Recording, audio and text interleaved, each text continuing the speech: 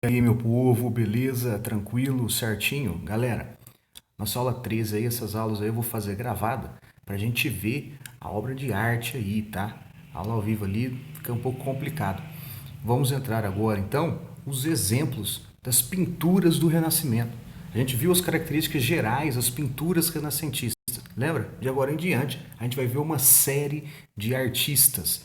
E aí, para nossa aula 13, né, a gente vai ver o Botticelli, né? Botticelli, Sandro Botticelli, né? Eu adoro as pinturas do Sandro Botticelli, acho interessantíssimo, né? Lindas demais. Então, vamos ver aí um pouquinho sobre o Sandro. Isso mesmo, lembrando, pintor italiano de Florença. Olha lá, a cidade italiana, a gente estava estudando, de Florença. Botticelli era um apelido, significa pequeno bujão, bujão, barrilzinho, pequeno barrilzinho, né? É um bullying, né? O nome dele, cuidado aí quando você for fazer bullying, tá? Pode ficar para sempre o nome aí, Sandro Botticelli, não é? Ele é um dos principais pintores do Renascimento, né? Foi um cara progressista em muitas áreas, né? Por exemplo, ele voltou a pintar o nu artístico, né? Ele desenhou o nu, né? Depois de um período de seca aí, de muito tempo sem desenhar nus, né? Ele volta, né? O Donatello fez a escultura do nu frontal, o primeiro nu frontal. Aqui você tem na pintura o Botticelli, né, que faz o nu, né? Uma outra coisa também que ele foi inédita foi desenhar temas mitológicos, temas pagãos, né, lá da cultura grego-romana, né? Antes, lembrando, né, gente, não estou lembrando, você tinha aquele período da Idade Média que você desenhava figuras sagradas, né? Agora você não desenha mais. Agora você não só desenha isso, né? Aqui, por exemplo, o Botticelli vai ser o exemplo maior sobre o classicismo. O que é o classicismo? Isso mesmo, a volta dos valores grego-romanos, né? Ele é um estudioso na perspectiva, certo? No volume. A gente vai ver aí, né? Aí que eu gosto, mas ele vai contrariar um pouco aí, né? Ele é conhecido por ser esse pintor das linhas, né? Ele pinta à medida que as cores se deslumbram no quadro, né? Ele não respeita totalmente o rigor científico que tinha antes, igual no Masaccio, por exemplo. Masaccio, você tinha aquele rigor científico. Aqui não, aqui ele vai abrir mão, aqui ele vai abrir mão disso, aqui ele vai ter uma licença poética, né, para fazer o quadro ficar o quê? Equilibrado, belo. A gente vai ver isso, né? Ele tem uma obsessão pela beleza feminina, pela beleza uma obsessão pela beleza feminina. Então ele vai pintar muitas mulheres, muitos retratos, né? Retratos que a gente vê, né? Quando a gente vai estudar de filosofia, literatura, a gente vê uns autorretratos lá pintados e não fala que é do Botticelli. Vou mostrar só um aqui, tá? Então, à medida que eu vou lembrando das coisas, eu vou falando. Vamos ver então alguns quadros do Botticelli, algumas pinturas dele. Ah, outra coisa também que ele foi um dos pioneiros, né? A pintura, antes você tinha ou a pintura em afresco nas paredes ou na madeira, né? Aqui nessa época da Idade Moderna, você vai ter as pinturas em telas, né? Então o artista não precisa ir até a igreja ou até onde ele ia pintar um negócio. Aqui ele pode também pintar na tela, ele transporta a tela, né? Ele é um dos primeiros também a pintar dessa forma, né? Vamos ver algum. Olha aí, tá vendo?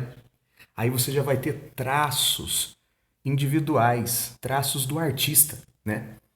Aí é um autorretrato, lembrando, inspirando naqueles medalhões, né?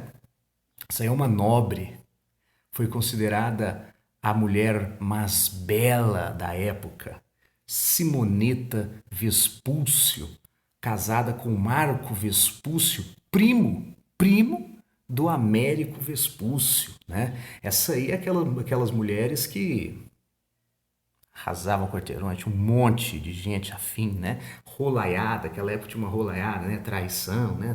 Alguma moça hoje não tivesse. Mas enfim, né? Olha aí, dizem que até ele era apaixonado. Aí, gente, ó, é o seguinte: você vai ter muitas teorias da conspiração, viu? Muitas teorias. Ah, ele era apaixonado, ele era fissurado nela ou não. Isso aí são teorias, tá? A gente não dá para saber, mas olha aí, olha os detalhes, né? Olha o claro, né? Esse negócio do claro e o escuro que dá volume. Vai lembrando de todas aquelas características que a gente falou e coloca aí, tá bom? O detalhe no cabelo, as joias, os medalhões, né? Lembrando do mecenato, essa galera paga, tá? Pro artista, né? Ele era aí, né? Ele era um artista, ele era muito contratado, o Botticelli, pela família Medici, pelos Medici, né? O Médici, se quer falar Médici, fala, né? Lorenzo, o Magnífico, né? Então ele era contratado por essa galera e pelos amigos também dessa galera, olha aí, né? A mulher do Marco Vespúcio, certo? Morreu jovem, trágico, 22 anos, né? Mas dizem que o Botticelli sempre teve a imagem dela na cabeça. E realmente, ela é muito bonita, realmente. É um broto, mora.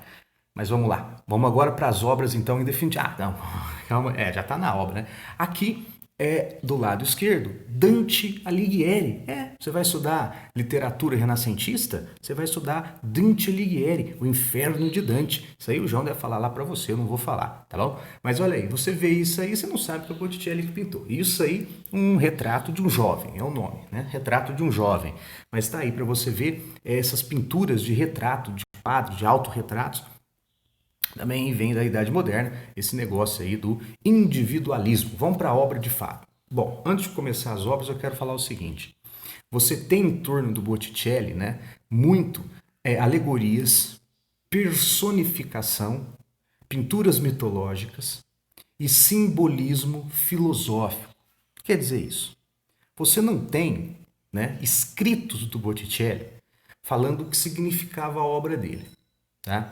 Então, o que começa com isso? A galera começa a ver as obras e começa a interpretar a tua maneira.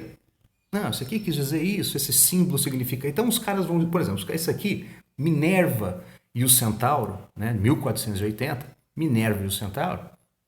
O cara começa a estudar a mitologia e começa a explicar os símbolos. Explicar o que significa o centauro, a arma, a coroa, a arquitetura, né? Então, por exemplo, se você vê as obras do Botticelli e você fala, ó, eu acho que isso aqui tem esse significado, você pode falar, você pode escrever a sua teoria. Você pode estudar historiadores da arte, compreender e falar, não, eu não acredito nisso, eu tenho essa teoria baseada nisso. Você pode. Então, por exemplo, eu posso te dar uma teoria filosófica aqui sobre o Botticelli e você lá na internet achar outra. Aí você vai falar, o professor é animal, professor burro. Não, não é isso não. É que você tem teorias filosóficas, porque são pinturas muito simbólicas, né? Então, por exemplo, aí você tem Minerva e o Centauro, pode achar também Palas e o Centauro, beleza?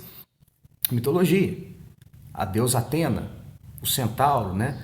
Qual a teoria filosófica dessa obra de Botticelli? Você tem Atena, sabedoria, racionalidade, né? É a razão dominando o nosso instinto animal. É o centauro, né? O centauro, ele na mitologia era conhecido por ficar, é aquele, como vocês dizem hoje, macho escroto, aquele macho escroto, que fica lá te incomodando. Oi, princesa, né? Vai lá e na mitologia o centauro gostava, né, de irritar. Aí pior, né? Ele tinha lendas, né, que ele estuprava as moças, né? E aí tá falando que Atenas está dominando esse centauro, né, ou colocando paz naquele território que ela domina. Aqui então seria uma teoria, seria o domínio da razão sobre os nossos instintos animais.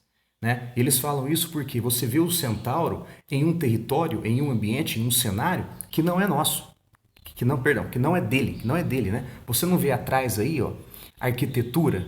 Essa arquitetura foi os homens que construíram, né? Então você vê o centauro em um ambiente que não pertence a ele. Com certeza ele estaria indo aí para sacanear alguém, né? Para estragar o momento, certo? Mas o que a Atena está fazendo? Com toda a sua sabedoria, está colocando o centauro no seu lugar, beleza? Está domando o instinto animal, certo? Essa aí é uma das teorias. Né? Você tem também, anotei algumas, né? Você tem também uma teoria que é dos estados, uma teoria de moral política, né? Eu não falei que aquelas cidades sempre viam em briga uma com a outra, uma com a outra. Então aqui seria tipo uma cidade que guerreou com a outra e uma tomou conta da outra, né? Então olha aí, você tem tudo, vários pontos de vista, né?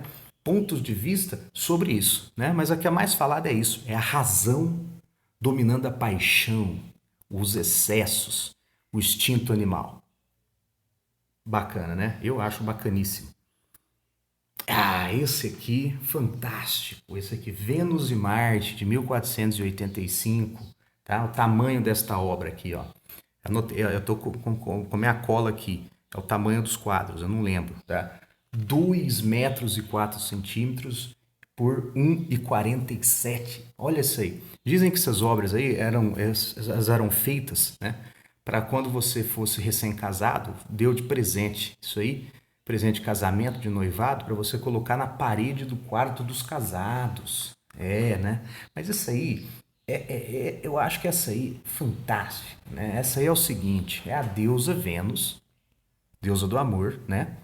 Vestida, toda calma, né? Plena. E do outro lado, Marte, deus da guerra, nu, em um sono profundo. Aí, se você lembrar da mitologia, os dois tinham um caso. Tá bom que é adultério, né? Porque Afrodite, Vênus, era esposa do Hefesto, né? Mas aí, bom, enfim, né?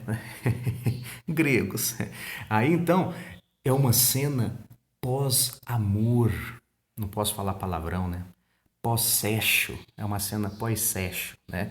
É aquela cena, sabe, quando você vai lá depois, né? Você cansa tanto que você dorme na coisa, você fuma um cigarro e dorme. Não é verdade? É isso. E aí, o que que significa isso? Quem está acordada? Vênus. Quem está destruído, acabado, nu? Marte. Né? É aquela idealização do amor. O amor vence a guerra. O amor une, a guerra desune, né? Desunião. Aí você vê os sátiros, né? O que os sátiros faziam? Sátira enchia o saco. Sátiro enchia o saco. Aí eles zoando, olha a cara desse aqui, lazarento, olha a cara desse lazarento aqui do lado. Olha os outros pegando as armas do, do Marte, brincando com o capacete dele. O outro ali com uma trompeta no ouvido, ele não acorda, né? É a idealização do amor, tá certo? É a idealização do amor, né? Ah, outra coisa, geralmente também, quem pedia para fazer essas obras, você colocava, por exemplo, aqui no o medalhão da Vênus, né? É símbolo das famílias que pedem isso, né? Bom, eu não vou ficar falando do quadro aqui. Olha só o detalhe desse quadro aqui. Aqui você vê o Sátiro brincando com Marte, Marte completamente, né? E aqui você vê, do lado direito, um vespeiro, né? E você tem duas teorias. Uma teoria que você tinha é que o amor também é a dor, né? A vespa, aquela coisa. Mas a mais certa é que foi a família Vespucci que pediu essa obra. Então ele colocou as vespas, Vespucci, vespas, né? Colocou as vespas para saber que é da família Vespucci, né? Bacana. Bom, vamos lá, vou rápido aqui, senão eu vou ficar longo, eu gosto de falar disso aqui. E ele também pinta uma série, né? Você tem o Boccaccio, é um escritor italiano, né? Que fez o Decameron, né? Uns contos sacaninhas, né? Ele pegou um conto, esse aqui eu guardei os nomes, não eu esqueci. Ele pegou um conto do Nastadio degli Oresti, né? Era um cara que era apaixonado por uma mulher e a mulher nunca dava bola para ele e tal, né? Aí ele pegou as principais cenas deste conto e desenhou e pintou em 4 quadros. Esse aí é o primeiro, o Encontro com os Amaldiçoados da Floresta. Ele vai para a floresta, é o conto aí, depois você lê aí, caça e lê. Ah, faz alguma coisa aí. Então ele foi para a floresta e via sempre um cavaleiro, né? Viu um cavaleiro percorrendo uma moça nua. E ele ficou curioso, né? Ficou curioso, o que é aquilo? Ficou olhando aquela cena. Esse é o primeiro quadro. O segundo é a caçada infernal. Aí ele vê, né, o Nastágio lá observando na floresta, ele vê que o caçador caça a mulher, né? E o cachorro lá destrói as tripas, come as tripas dela, ele tira, ele mata ela, assassina ela. E depois, olha lá atrás, acontece tudo de novo. Aí ele descobre que o quê? Os dois eram amaldiçoados. Essa história, essa cena sempre repetia, todo dia, toda hora, né?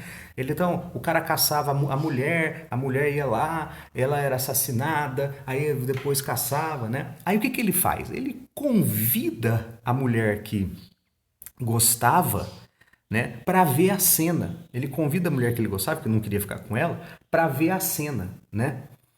Aí, pô, eu esqueci para ver a cena e ele fala assim: olha aquilo lá é que quando você não aceita o amor e convence ela a ficar com ele. Aí ele faz um banquete, isso aí é o banquete na Floresta de Pinheiros, ele faz um banquete para todo mundo ver e fala: olha aí, tá vendo essa? Olha aí, a mulher perseguida, assassinada, o que que acontece? A mulher casa com ele. Aí você tem isso aí, ó, banquete de casamento, que ele faz uma festona e tal para comemorar o casamento, né? É a história do Boccaccio, tá? Mas olha aí, né? Você vê essas características, profundidade e tudo. Aqui, uma coisa bacana que você vai ver também em várias obras, a arquitetura grego-romana, tá? Os arcos, as colunas, os capitéis coríntios, né? Parece que a escultura, a arquitetura é levada para a pintura, tá bom? Essa aí, você já viu isso aí, né? Essa aí é a mais famosa dele, né? A mais famosa dele. A Vênus, né? Que quadro que eu estou falando? Sim, este mesmo. Olha só, antes de falar da Vênus, olha só. Os cabelos, as curvas, as linhas, as cores frias, equilibradas, a beleza da Vênus. Você até esquece os defeitos que a Vênus tem. Você aí consegue perceber agora um defeito que a Vênus tem? Vou falar no quadro. É o quadro mais famoso dele, né? O Nascimento de Vênus, que na verdade não é o nascimento, né? É a cena do conto um pouco depois. Qual é esse conto? Como a Vênus nasceu? Se você tem Uranus e Cronos brigam, né? O Cronos, filho de Urano, né? Na briga, né? O Cronos arranca o órgão sexual reprodutivo e o do Urano e cai no mar. Quando esta matéria cai no mar, começa a sair uma borbulha, bolhas, né? Quando o órgão reprodutivo, né, cai no mar, começa a sair bolhas, né? Efervescente e nasce quem? A Vênus, a Afrodite, a deusa do amor. É aquela coisa, até o problema pode vir algo grandioso. É aquela coisa, né? Por isso que ela tá numa concha. A concha significa o nascimento, tá? O nascimento, né? A reprodução também, certo? Mas aí essa história é quando a Vênus nasce e ela chega na ilha de Chipre, né? Então não é propriamente dito o nascimento. Aí a Vênus na concha. Aí você tem os ventos, né, do lado esquerdo, Zéfiro assoprando para a concha ir para as margens, para ir para o litoral. E a Vênus, ela está nu, é o nu que eu falei, frontal, né? Depois de muito tempo sem ver nu em pintura. Aí ela está quase tímida, delicada, tampando os seus seios, suas partes íntimas, né? A posição é inspirada em esculturas gregas, nas Vênus de Capitolina, onde você tem uma perna que sustenta e a outra que, né? É que essa posição de ladinho, assim, vamos dizer assim, né? Inspirado na escultura grega. E aí, quando ela chega, você tem a Flora, deusa da primavera, cobrindo o nu. Então, o nu dela não é um nu de sacanagem, gente. Não é, um nu, não é pra você ir lá e ficar sacanagem. Não, o nu dela, né? O estilo do nu dela é a pureza do nascimento, né? Então você vê numa obra estática a coisa do movimento, a concha chegando, o mar empurrando a concha, né? O mar meio que escamoso, né?